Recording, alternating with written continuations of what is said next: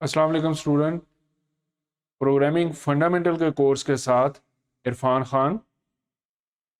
Programming fundamental का course हम learn करेंगे टर्बो सी को या सी को यूज़ करते हुए। सी प्लस प्लस भी उसको कहा जाता है। अगर हम सी को यूज़ करते हैं तो सी में प्रिंट एफ स्कैन एफ की कुछ कमांड्स होती हैं, और सी प्लस प्लस को इस्तेमाल यूज़ करें तो वहाँ पर सी आउट सी इन की कमांड्स होंगी। कुछ कॉन्सेप्ट ये समझा जाता है कि सी प्लस प्लस जो है ये सिर्फ ऑब्जेक्ट ओरिएंटेड के लिए नहीं है, लेकिन ये सिर्फ ऑब्जेक्ट ओरिएंटेड के लिए नहीं है, ये बेसिक्स को भी कवर करती है। तो इसलिए सी प्लस प्लस में ही करेंगे ताकि हम कंटिन्यू करते हुए जब ऑब्जेक्ट ओरिएंटेड प्रोग्रामिंग का कोर्स पढ़ने के लिए आए तो हम उसी को जो बेस हमारी बनी हुई है ऑब्जेक्ट ओरिएंटेड प्रोग्रामिंग में इस्तेमाल कर सकें। तो स्टूडेंट हम यहाँ पर मुख्तलिफ कोर्स जो कवर करेंगे उसकी कुछ बुक्स मैं आपको गाइड कर देता हूँ। रिकमेंडेड बुक्स हमारे पास कौन कौन सी होंगी। एक जो HEC करिकुलम के मुताबिक है वो है सी हाउ टू प्रोग्राम, और इसमें एक C plus plus how to program भी है। ये डिटेल एंड डिटेल की बुक है। आप कोई भी एडिशन ले सकते हैं। जो एडिशन मैंने दिखाया ये 6th है, 8th एडिशन भी आप ले सकते हैं। इसके अलावा एक बुक जो रिकमेंड की गई है वो हेनले की बुक है, problem solving and program design in C. लेकिन जो बुक मैं आपको रिकमेंड करूंगा वो object oriented programming using C plus plus के नाम से है, और इसमें मैंने ऑथर का नाम नहीं लिखा, ये मैंने पब्लिशर का नाम लिखा है बाय IT सीरीज़। ये पाकिस्तान में फैसलाबाद के कुछ लोग हैं जिन्होंने बुक पब्लिश की है। इमरान मुस्तफ़ा साहब और एग्री यूनिवर्सिटी के कुछ टीचर्स इसमें शामिल हैं। तो इसका ये जो वर्जन इस वक्त आप देख रहे हैं ये 3rd एडिशन है।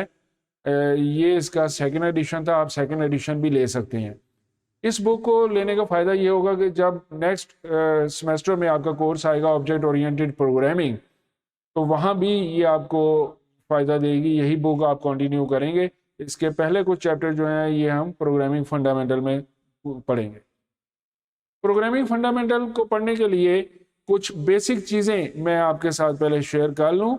उम्मीद है ये चीज़ें आप जो ICS पढ़ कर आए हैं वो कंप्यूटर साइंस में पढ़ कर आए होंगे अपने फर्स्ट ईयर सेकेंड ईयर के कोर्स के दौरान। और यहाँ पर फर्स्ट सेमेस्टर में भी कुछ लोगों ने इंट्रोडक्शन टू कंप्यूटर पढ़ा हुआ है, वहाँ भी टीचर्स ने आपको कुछ अवेयरनेस दी होगी।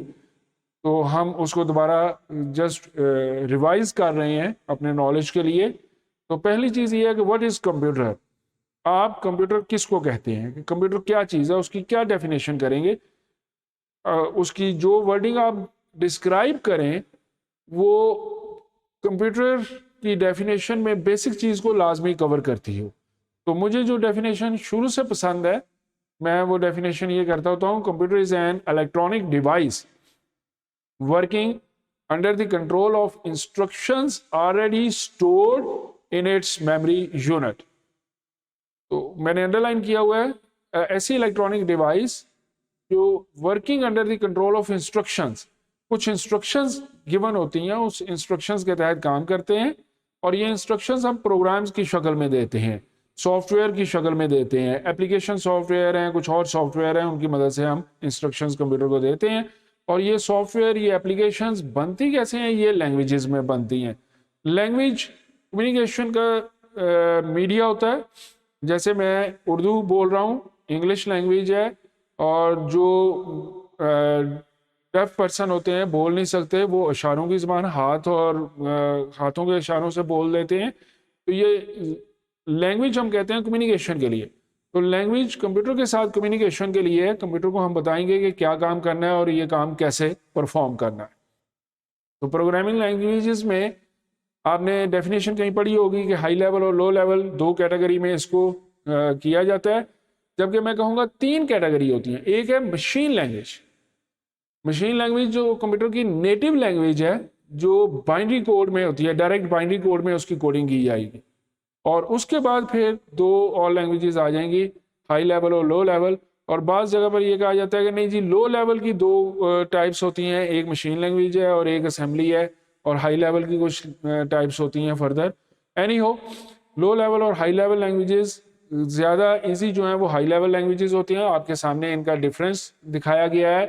हाई लेवल लैंग्वेजेस जो होती हैं ये यूज़र फ्रेंडली होती हैं, प्रोग्राम फ्रेंडली होती हैं, क्योंकि इनकी वर्डिंग जो है वो आपकी डेली लाइफ की वर्डिंग से मिलती जुलती होती है। आप आसानी से समझ लेते हैं कौन सी कमांड यूज़ की जा रही है, किस पर्पज़ के लिए है। जैसे अगर किसी चीज़ को बार बार रिपीट करना हो तो वाइल या फॉर की टर्म इस्तेमाल होती है।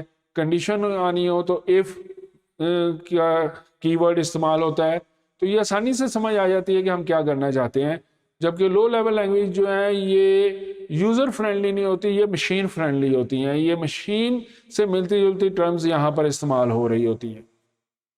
हाई लेवल लैंग्वेजेस जो हैं लेस मेमोरी एफिशिएंट होती हैं, मेमोरी को यूज़ करते हुए ये इतनी प्रॉपर नहीं होती। जबकि लो लेवल लैंग्वेज चूँकि मशीन के ज़्यादा करीब होती हैं, इसलिए मेमोरी यूजेज के अतबार से ये ज़्यादा एफिशिएंट होती हैं। It high level languages easy to understand है, लो लेवल लैंग्वेजेस ज़रा मुश्किल होती है अंडरस्टैंडिंग करना। आप पढ़ेंगे असेंबली लैंग्वेज भी, उस वक्त भी आप ज़रा फील करेंगे कि उसकी कमांड्स को समझना, उसमें प्रॉपर स्टेटमेंट्स को समझना वो थोड़ा सा मुश्किल लग रहा होता है कि वो काम हम कैसे करेंगे। हाई लेवल लैंग्वेजेस में सिंपल होता है मेंटेन करना प्रोग्राम को। लो लेवल लैंग्वेजेस में कंपैरेटिवली प्रोग्राम्स को मेंटेन करना थोड़ा सा कॉम्प्लेक्स होता है। हाई लेवल लैंग्वेजेस में एक जगह पे ये कहा गया कि ये किसी भी प्लेटफॉर्म पर रन हो जाती हैं, जबकि लो लेवल लैंग्वेजेस जो हैं वो स्पेसिफिक प्लेटफॉर्म के लिए होती है। स्पेसिफिक प्लेटफॉर्म से मतलब ये है कि आपका कंप्यूटर किस तरह का है, उसमें किस तरह की मशीन को समझा जा सकता है, उसके मुताबिक होती हैं। लेकिन हाई लेवल पे भी हम अगर कुछ डिफ्रेंशिएट करते होते हैं, हम कुछ लैंग्वेजेस को कहते हैं कि ये प्लेटफॉर्म फ्री हैं और कुछ को हम कहते हैं प्लेटफॉर्म डिपेंडेंट हैं। वो बाद में कभी डिस्कस करेंगे कि ऐसा क्यों कहा जाता है। और एक मेन चीज़ यहाँ पर कि लैंग्वेजेस, हाई लेवल लैंग्वेजेस जो हैं, इसको जब एग्जीक्यूट करना है तो कंप्यूटर का हर प्रोग्राम जो है वो तो बाइनरीज में एग्जीक्यूट होगा। बाइनरी 0-1 की शक्ल में प्रोग्राम होगा तो वो एग्जीक्यूट होगा। तो हाई लेवल लैंग्वेज में जो प्रोग्राम लिखा होता है उसको मशीन लैंग्वेज में चेंज करने के लिए या कंपाइलर इस्तेमाल होते हैं या इंटरप्रेटर इस्तेमाल होते हैं। जबकि लो लेवल लैंग्वेज में चूँकि असेंबली लैंग्वेज है तो इसमें असेंबली लैंग्वेज के कोड को मशीन लैंग्वेज में चेंज करने के लिए जो चीज़ इस्तेमाल होती है हम उसको असेंबलर कहते हैं। हाई लेवल लैंग्वेजेस जो हैं ये वाइडली यूज़ होती हैं, प्रोग्रामर इसको ज़्यादा इस्तेमाल करते हैं। लो लेवल लैंग्वेजेस जहाँ कहीं हमने डिवाइसेस के वो डिवाइस मैनेजर वगैरह बनाना हो या कोई मशीन लेवल पर जाकर प्रोग्रामिंग करनी हो तो उस वक्त इस्तेमाल होते हैं। ज़्यादातर प्रोग्रामर जो हैं वो हाई लेवल लैंग्वेजेस को पसंद करते हैं। तो यहाँ पर जिक्र हुआ कि हाई लेवल लैंग्वेजेस को ट्रांसलेट करने के लिए कंपाइलर या इंटरप्रेटर इस्तेमाल होता है। तो कंपाइलर और इंटरप्रेटर में फ़र्क देखते हैं। इनको हम लैंग्वेज प्रोसेसर कहते हैं, ये लैंग्वेज को प्रोसेस करते होते हैं। इनमें डिफरेंसेस क्या हैं? Interpreter translate just one statement of the program at a time. एक वक्त में आपका प्रोग्राम जितनी भी लाइंस पर मुश्तमिल है उनमें से एक वक्त में एक लाइन को ट्रांसलेट करता है, फिर एग्जीक्यूट करता है, फिर दूसरी लाइन को ट्रांसलेट करता है, फिर एग्जीक्यूट करता है, फिर तीसरी लाइन को ट्रांसलेट करता है, फिर एग्जीक्यूट करता है। जबकि कंपाइलर जो है ये एंटायर प्रोग्राम को एक मरतबा रीड करता है, ट्रांसलेट कर लेता है और सारी ट्रांसलेशन कंप्लीट होने के बाद फिर उसको रन करता है। फिर इंटरप्रेटर जो है ये लेस टाइम लेता है कोड को एनालाइज करने के लिए, कोड को समझने के लिए, जबकि कंपाइलर जो है ये थोड़ा सा ज़्यादा टाइम लेता है कोड को समझने के लिए, क्योंकि उसने ओवरऑल सारी कोड को एक मरतबा स्टडी करना होता है। इंटरप्रेटर जो है उसने एक लाइन को स्टडी करके एनालाइज करना होता है।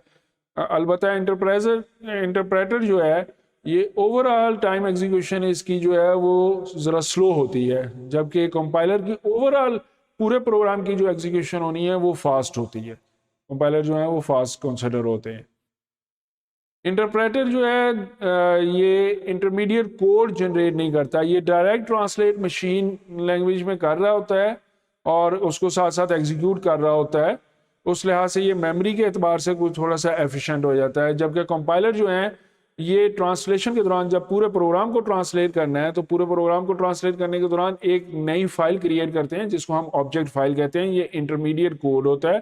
फिर इंटरमीडिएट कोड को फर्दर मशीन लैंग्वेज में चेंज करके एग्जीक्यूट किया जाता है। तो इसलिए मेमोरी के एतबार से इसको ज़्यादा मेमोरी चाहिए होती है कि इसने एक नई फाइल राइट डाउन करनी है, वो पहले मेमोरी में स्टोर होगी, फिर वो हार्ड डिस्क पर आपके स्टोर होगी। कंपाइलर्स जो हैं इंटरप्रेटर्स जो हैं ये प्रोग्राम को ट्रांसलेट करते रहते हैं। अगर प्रोग्राम में कोई एरर नहीं है तो एक लाइन ट्रांसलेट की, एग्जीक्यूट की, दूसरी लाइन ट्रांसलेट की, एग्जीक्यूट की, और सो ऑन, इसको जारी रखते हैं। और अगर कहीं पर एरर आ जाए तो ये कंटिन्यू करते हुए, फॉर एग्जांपल आपका 100 लाइन का प्रोग्राम था तो लाइन नंबर 50 पर एरर है तो पहले 49 लाइंस आपकी ट्रांसलेट होंगी और एग्जीक्यूट होंगी, लेकिन 50 लाइन जिस पर एरर है वहां पर अगर ये प्रोग्राम आपका स्टक हो जाएगा और आपको बताएगा इसमें एरर है। तो आप डायरेक्ट पता चल गया आपको कौन सी लाइन पर एरर है, आप उसको डिबग करें, ठीक करें, करेक्ट करें लाइन को, फिर दोबारा एग्जीक्यूट करें। जबकि कंपाइलर जो है ये एक मरतबा सारा इसने कोड देख लिया होता है, इसने बता दिया होता है कहाँ कहाँ एरर है। तो ये लिखा हुआ है कि इसमें डिबगिंग थोड़ी सी मुश्किल होती है, लेकिन जो नई लैंग्वेजेस अब आई हैं वो उसके एतबार से डिबगिंग भी मुश्किल नहीं है, क्योंकि जो एरर आ रही होती है उसके साथ मेंशन होता है कि ये कौन सी लाइन पर एरर है और किस टाइप की एरर है, आप डायरेक्ट उस लाइन पर जंप कर सकते हैं। तो लेकिन इंटरप्रेटर में प्रॉब्लम क्या होगी कि आपको लाइन नंबर 50 पर एरर को पता चला है, आपने डिबग किया प्रोग्राम को, ठीक की एरर, प्रोग्राम दोबारा से एग्जीक्यूट किया, फिर वो लाइन नंबर 1 से एग्जीक्यूशन स्टार्ट हुई, उसकी एग्जीक्यूट होते होते लाइन नंबर 50 आ गई, ठीक कर दी थी आपने, फिर आगे 60 पर एरर आई तो फिर आपका प्रोग्राम स्टक हो गया। जबकि कंपाइलर ने आपको पहले ही बता देना है कि लाइन नंबर 50 पर भी एक एरर है, लाइन नंबर 60 पर भी एक एरर है, इन तमाम एरर्स को पहले रिमूव कर लें, ठीक कर लें और उसके बाद एग्जीक्यूट करें। ये थोड़ा सा इंट्रोडक्शन मैंने दिया है, जो प्रीवियस आपने इंट्रोडक्शन टू कंप्यूटर में पढ़ा होगा या जो ICS करके हैं स्टूडेंट उन्होंने ये चीज़ें स्टडी की होंगी। तो नेक्स्ट लेक्चर्स में हम लर्न करेंगे कि सी के प्रोग्राम कैसे बनाए जाते हैं और उसकी बेसिक्स क्या है, बेसिक स्ट्रक्चर क्या होता है, कौन सी स्टेटमेंट्स लिखनी होती है, प्रोग्राम एग्जीक्यूट कैसे होता है, हम कौन सा सी की कौन सा वर्जन इस्तेमाल करेंगे। ये बहुत सारे हैं, टर्बो सी के नाम से हैं, उसमें भी वर्जन मुख्तलिफ हैं, डेव सी के नाम से है और डिफरेंट है। कुछ लोग डेव सी को प्रेफर करते हैं, मैं इसलिए प्रेफर नहीं करता कि डेव सी में पहली ही चीज़ हम जो स्टडी करने लगे थे वो था कि मेन के साथ हम एक टर्म वाइड नहीं इस्तेमाल कर सकते, जबकि टर्बो सी उसकी इजाज़त देती है। अभी कुछ स्टूडेंट को इसकी शायद जिन्होंने प्रोग्रामिंग नहीं पढ़ी नहीं समझ होगी, तो डेव सी में कुछ चीज़ें हमें रिस्ट्रिक्ट कर देती हैं, हमें बाउंड कर देती हैं, हम जो बुक्स में लिखा हुआ है उसको प्रॉपरली इम्प्लीमेंट नहीं कर पाते। तो इसलिए बेहतर ही है कि टर्बो सी में काम करें, लेकिन डेव सी में भी काम करना चाहते हैं तो आप कर सकेंगे।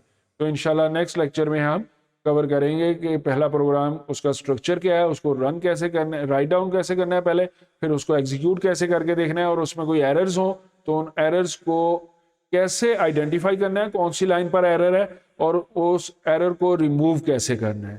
थैंक यू स्टूडेंट्स, अल्लाह हाफिज़।